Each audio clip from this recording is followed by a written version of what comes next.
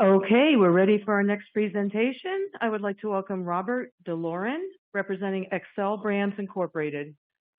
Thank you. Hi, guys.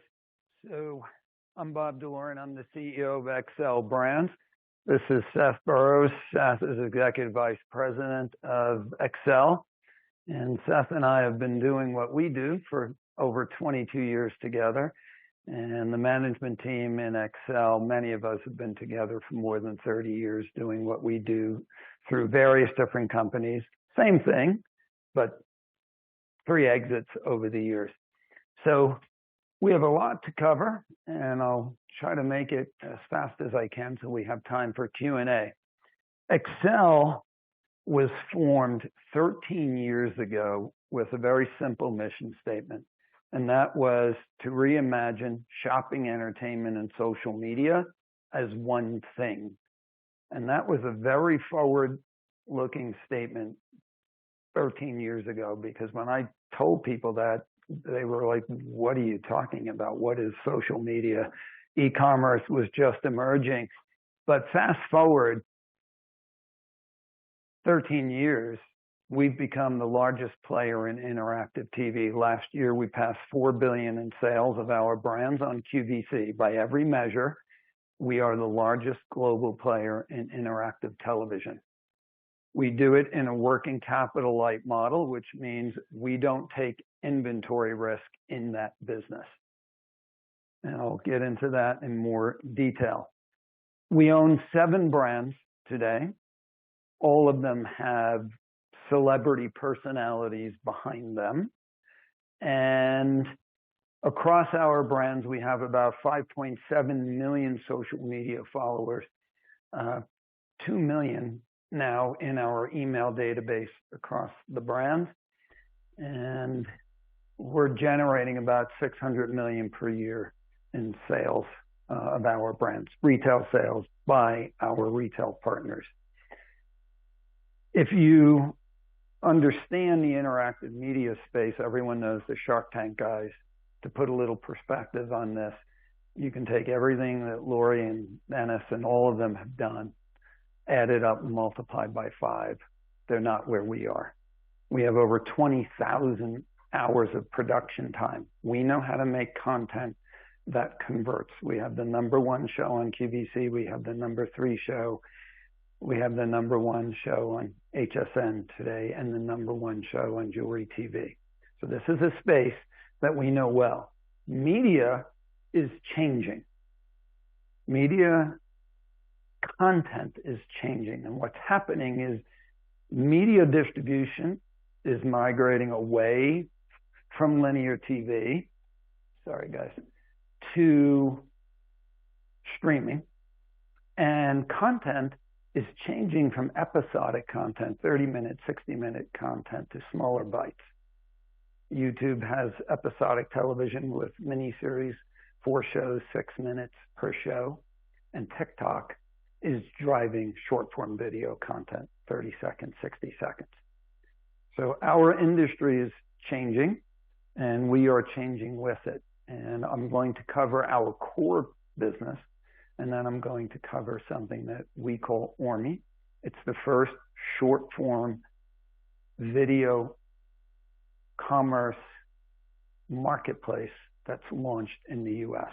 And it is the only end-to-end technology solution that will be offered in the U.S. market that democratizes the influencer market. And I'll get into that a little bit.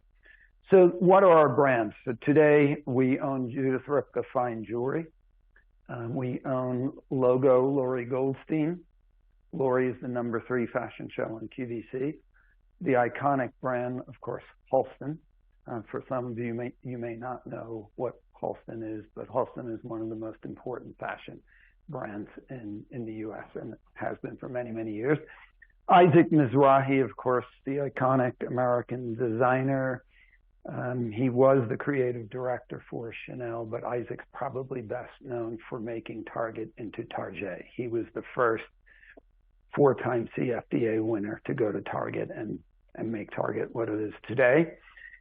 Isaac has the #1 show on QVC. It does about 160 million in sales. 1 million women tune in for every show. He's on television about 16 hours per week. Try to buy that media time.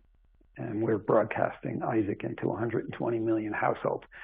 C. Wonder is a brand that we acquired from Chris Birch, Tory Burch's husband. And Chris maybe got ahead of himself, opening retail stores, and found himself in a bad place. We bought this out of bankruptcy and brought Christian Siriano in as the creative director. Last year, we won the Rising Star Brand of the Year on HSN. Christian has been spectacular. And Christian's co-host on many of the shows, and he does a lot of them solo, is Ken Downing. Ken is a fashion industry icon. He was the creative director for 18 years at Neiman Marcus, and everyone knows Ken. And frankly, his numbers in some cases are better than Christian's. So we're very excited about the prospects of this. Longaberger is the iconic American home products company. If you don't know Longaberger, this was one of the largest direct sales companies in the country. They're known for handcrafted maplewood baskets. We bought this out of bankruptcy. At one time, this company did $1.2 billion per year. It had 150,000 sellers. A private equity firm acquired it in 11, and we bought it out of a 7 in 19.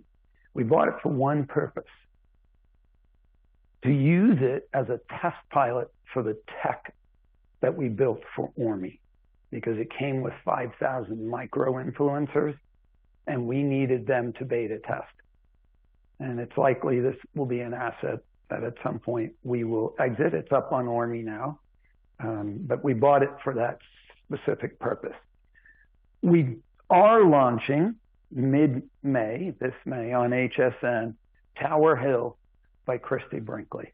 Tower Hill is the name of Christie's estate.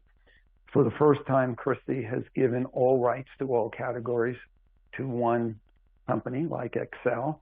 So we have beauty, skin, hair, fashion, accessories, and home. And this will launch on HSN, and also it will be distributed in some big box retailers that we're in discussions with now. So I will save time. You can get all of this information on our website at xcel.com or xcelbrands.com. This slide represents the best leading indicator of the health of our brands. And you can see here, let's find this pointer, right here, COVID hit.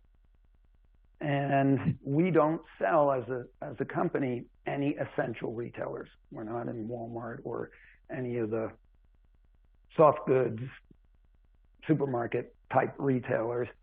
And our sales went down. We also had something happen right here as we were heading into 20. 2 of our major licensees went into liquidation. The licensee that was manufacturing all of our Halston apparel had literally a sudden catastrophic failure.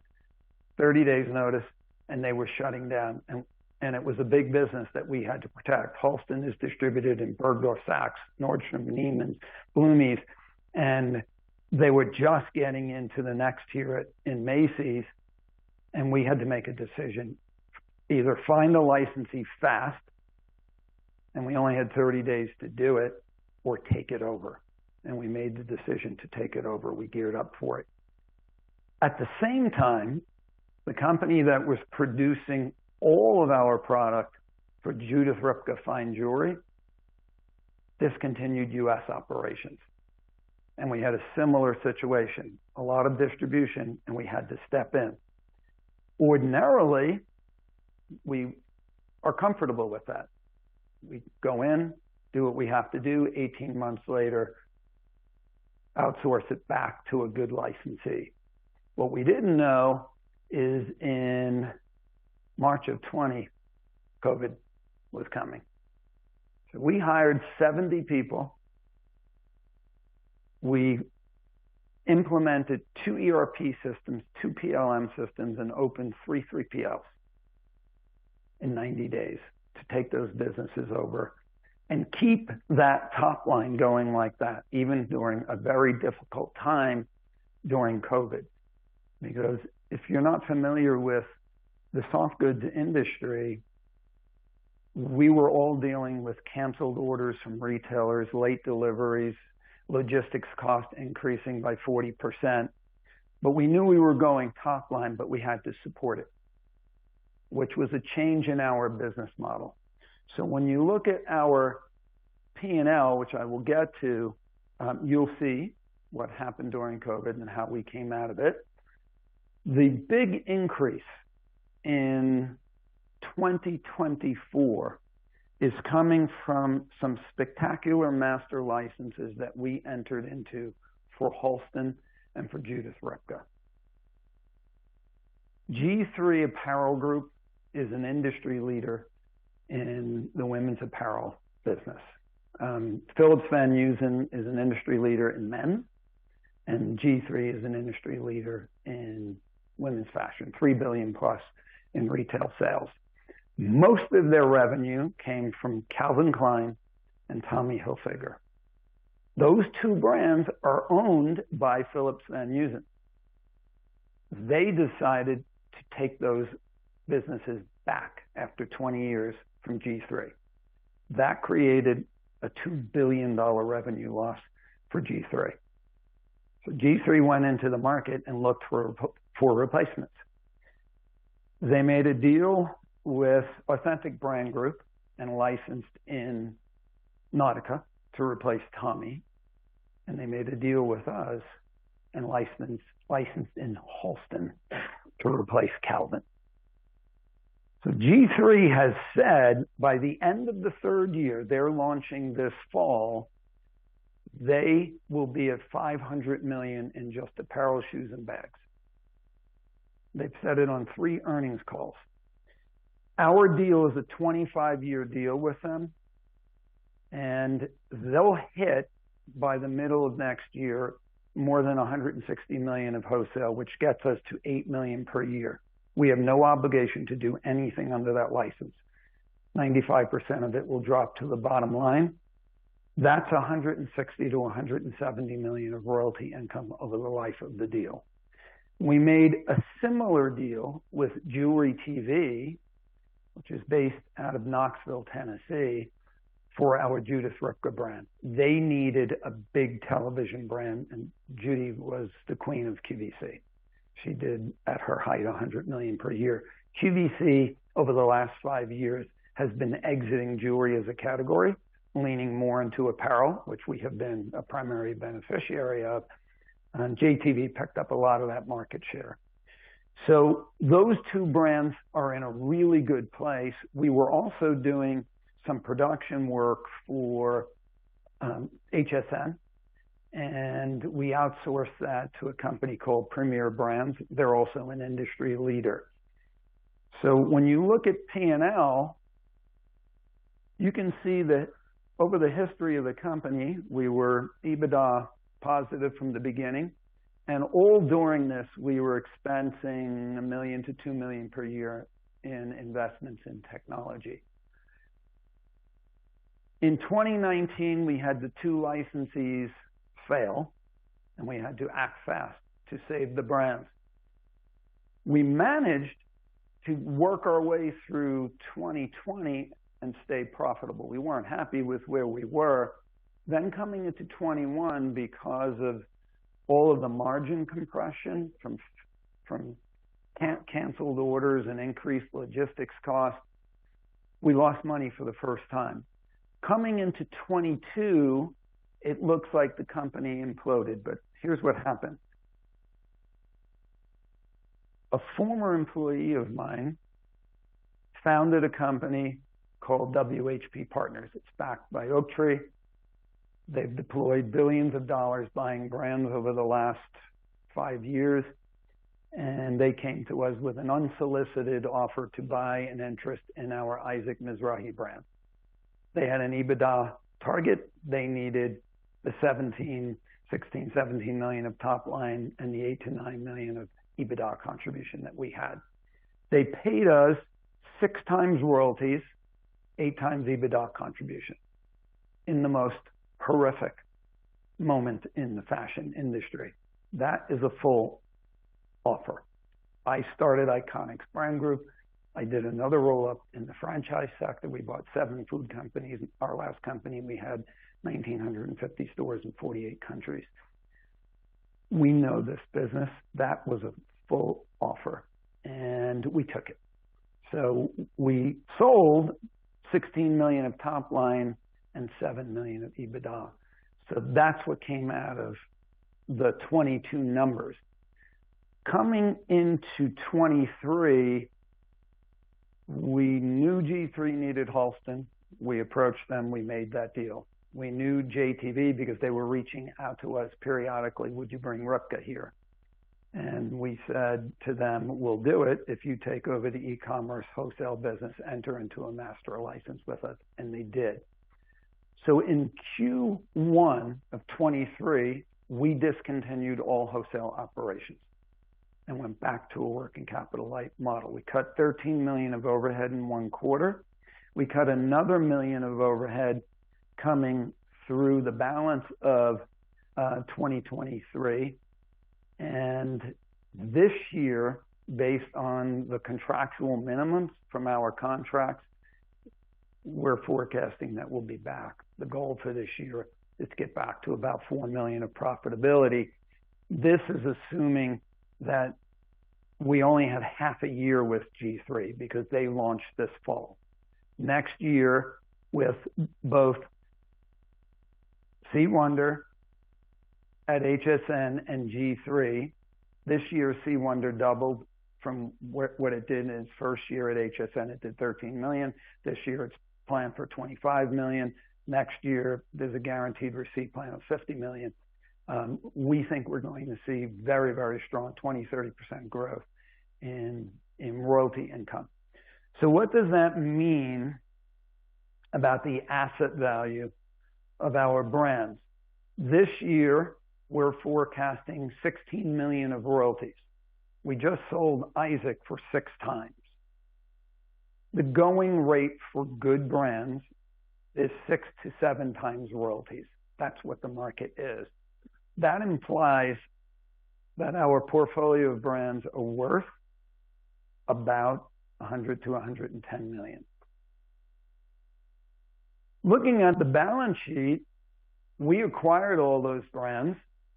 We invested about 140 million. We did it in a combination of stock and debt.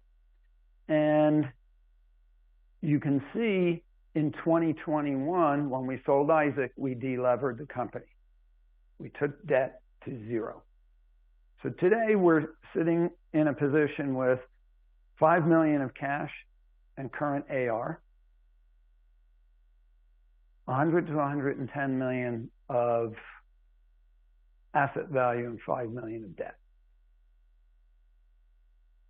That would imply that our stock should be trading for $4 to $5 per share. That's why analysts have us from $3.50 to $5, because they're looking at it saying, we know what the asset values are. They had a print on the Isaac transaction. It wouldn't take anyone very much time to go and look at where WHP, Authentic Brands, and all the other brand players are buying brands. They pay sometimes as high as 8, because now players like Authentic, they have their own distribution. They own JCP and some big retailers. So in summary, what I just described to you is our core business. And we have more transactions in the pipeline. We will be launching another brand similar to Christie on HSN before year end. And we have another one in the pipeline. Everyone knows who she is. She's a mega influencer in the fashion world, and we're bringing her to QVC. So the core business is back to basics, back to what we have done for the last 30 years. And we have, quite frankly, an unparalleled track record of buying brands and turning them around and doing what we do. But now I'm going to talk about something really exciting. So we saw 3 or 4 years ago some really incredible things happening in Asia. And if you're not familiar with short-form video commerce and what's happening in Asia, last year, TikTok released a video, and if we had Wi-Fi coverage, we'd play it for you guys. Short-form video commerce did $700 billion in Asia last year. There are now 525 million live streamers in Asia. Short-form video commerce is 25% of e-commerce and nipping market share out of e-commerce the way e-commerce took it out of bricks here. That is coming to the US. That is why TikTok is here. That is why Shein has hitched its wagon to TikTok. This is a massive disruption coming. But what they're not doing is they haven't closed the loop on video commerce and social commerce. So what is social commerce? It has existed here in the US in the analog version. It's called Avon and companies like them, Longaberger. Those industries don't work today. They have complicated compensation structures. No one wants to go doing parties at people's houses. So someone has to create the digital version of that. And that's what we did. It's called Orme. It is an app. It is available on the App Store. You can download it now. Go to Orme app. It's available for Android and iOS. And there's a desktop version for high production value creation of videos. What is it for an influencer or a shopper? Orme was built to make the everyday shopper a paid influencer. Influencers, according to McKinsey today, are converting at 3%. That doesn't work. Affiliate marketing, less than 1%. That's why ROAS, or return on ad spend, now is becoming very challenging in the e-commerce business. According to McKinsey, short-form video content converts at 28% because it's authentic reviews by people that are sharing with friends. Orme was set up to do that. What is it for brands? It solves some major problems that are happening now in the industry. Orme is free to integrate onto any platform. We built it to integrate with Salesforce, Magento, Shopify, whatever the platform is, within minutes. It's changed the model. It's performance-based. Brands don't pay until there's a sale. So there's no more vague ROAS reports coming from CMOs. What it actually does is it enables a brand to generate a constant fixed ROAS of 5x based on the marketplace fees that Orme charges the vendor. And they don't have to worry about the shoppers. They don't have to worry about the influencers. We pay them. Orme does that. All purchases are made in video, unlike TikTok that navigates you to the vendor site. We do it. And we don't hold the vendor's money. We made a deal with Stripe. Stripe holds the money and pays out within 48 hours. So we solved all the problems for the vendors. And for investors, we believe Orme has unicorn-like potential. We own 30% of Orme.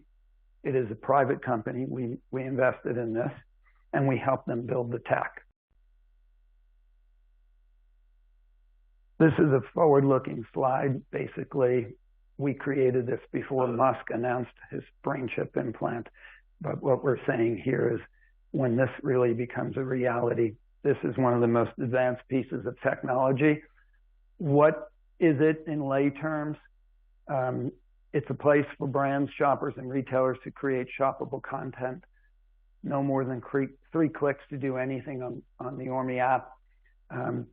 Shoppers and influencers make a video, share, they get paid. They get paid 6% for sharing with a friend. And this is the first social media platform that recognizes creators of content as though they wrote a musical copyright. I'm getting the 3-minute warning, guys. There are 4 AI engines in Orme. It is a lot like TikTok when you go on the app.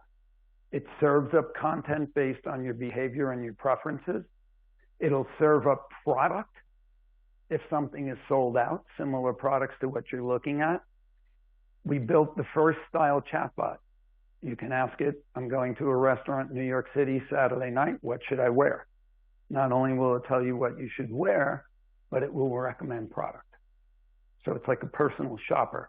The last engine, and this was the most difficult, is a content editor or monitor.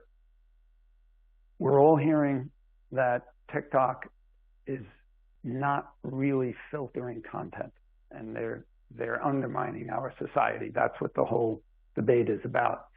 We built an AI engine with 30 algorithms in it, and it's looking at image and spoken word. And if there's anything there like nudity or discussion about weapons or hate speech, the machines knock it out. So how big is this market? I talked a little bit about this affiliate and banner. Let's look at this. It's not working today. Influencer marketing is not working either. According to McKinsey, worldwide average for short form video content distribution, 28% conversion. This is why it's coming here.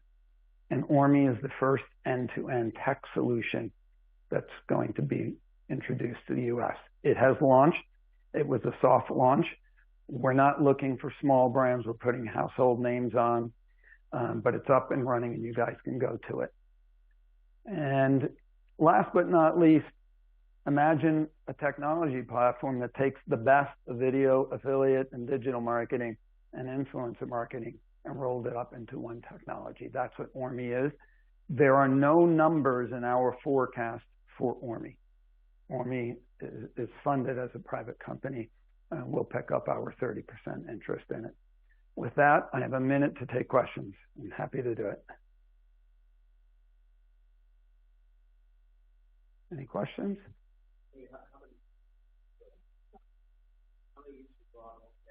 So Orme went live and we did no email campaigns to customers, just word of mouth. In a week and a half, 1,500 people are on using it.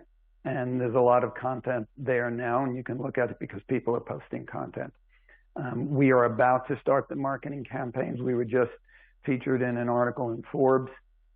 I did a Yahoo Finance segment on Orme.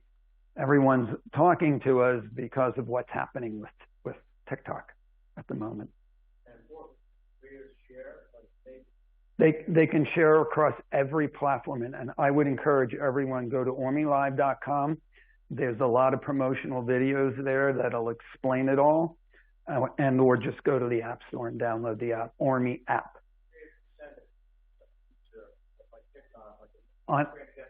On any platform. Yeah, and the Orme access to marketplace, the purchase happens through Orme.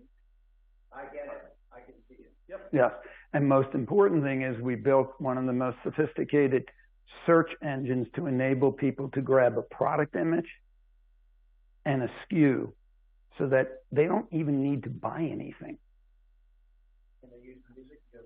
All of that. It is like TikTok.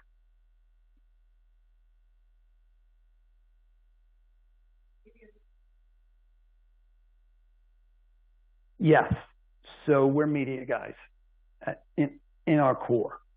And when you think about media, when you think about discovery, there's HDTV, there's the Food Network. You build communities around common interest. So Orme was built for fashion and beauty. Xcel owns the rights to create a second marketplace. We own 70% of that one. And that one will be for home and for food. Yeah, of course. The tax applicable, to anything. Yeah. Last question.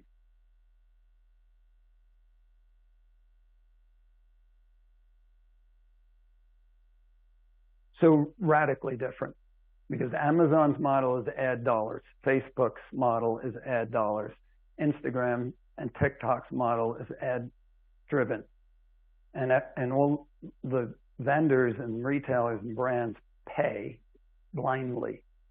That's the problem. This is a rev share model, and it also democratizes the influencer market because everyone can make money on Orme.